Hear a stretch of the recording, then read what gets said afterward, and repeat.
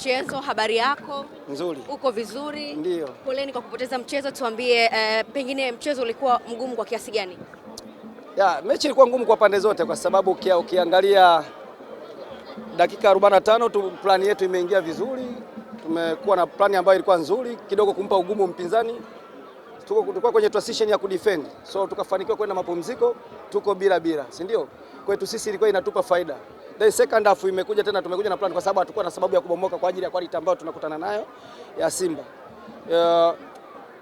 Nafikiri tumefanya makosa, lakini inaweza kuwa yasiwe makosa kwetu kwa sababu kilicholeta tofauti pekee kwenye hii mechi ni goli la penalty, si ndio?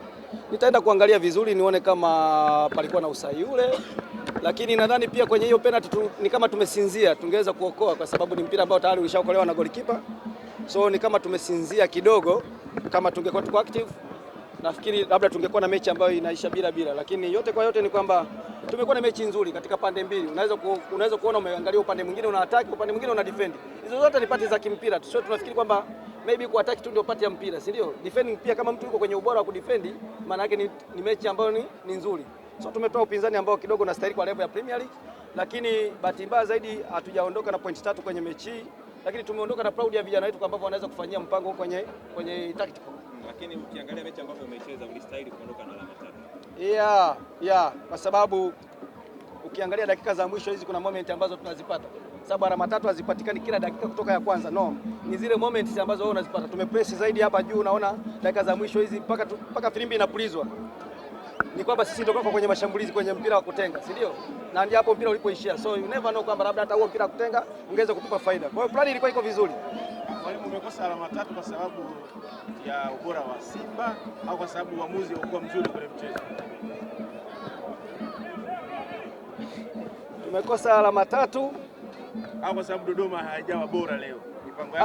Dodoma ilikuwa vizuri. Tumekosa alama 3 nafikiri kwa nature ya mechi tu, kwamba wakati mwingine mnapokuwa mmetai basi kuna tukio moja linaweza likaleta utofauti. Aidha ubora wa mchezaji binafsi, si ndio? Ama matukio ambayo yanapatikana kwenye mechi. So sisi kwetu tulikuwa na ubora ambao tumekuja nao na ndicho kitu tulikuwa tumeplan kwamba defend to attack. Then kilicholeta utofauti ndio baadhi ya matukio ambayo yanapatikana kwenye mechi hayo, basi yanaamua mechi. Sababu hiyo pia pati ya kwanza, timu ya kwanza, timu ya pili, timu ya tatu uwanjani inaweza ikaleta utofauti kidogo. Aidha wawe bora ama wasiwe bora. So sisi tunafurahia kile ambacho tumekitoa kwenye mechi. Kwa maelezo yako Simba walikuwa bora ndio maana tumekosa alama 3. Kuna matukio ambayo yameleta utofauti kwenye hii mechi. Ambao matukio ya Simba. Nikizungumza kwamba hii mechi imetofautishwa na goli moja. So matukio is either labda ya faulo ndani ya 18 ndio tukio ambalo limetofautisha hii mechi, ama sio faulo ndani ya 18 ndio tukio ambalo limetofautisha mechi. So siwezi kuprove kwamba ni faulo ama sio faulo. Sisi sote tutaenda kuangalia kitu ambacho walijivunia kwenye timu yako leo, ambacho wanaenda dressing room na wapongeza wachezaji. Ni kitu gani? Nafikiri ni kuimarika kwenye tactical discipline. Kwa sababu unaweza kuja na mpango wako afu watu wasifanyie kazi na then ukaenda kupoteza labda hata goli 2, 3, 4, watu wakawa wanacheza namna ambavyo watu wanafikiria. Kwa hiyo kuna vitu vya kupongeza kwa wachezaji wangu kwamba at least kuna sehemu tuna improve kwa sababu unaona uko away then hauja concede goal nyingi ambazo zinaweza zikakuletea tofauti kwenye msimamo wa ligi, si ndio? Lakini ile performance pia inaweza kuwa proud kwa wachezaji wako kuendelea kwenye mechi nyingine. Unakiri kwamba umetumia energy kubwa sana kwenye mchezo huu, na kama ni ndio hauoni kama itakuwa na athari kwenye mchezo unaofuata?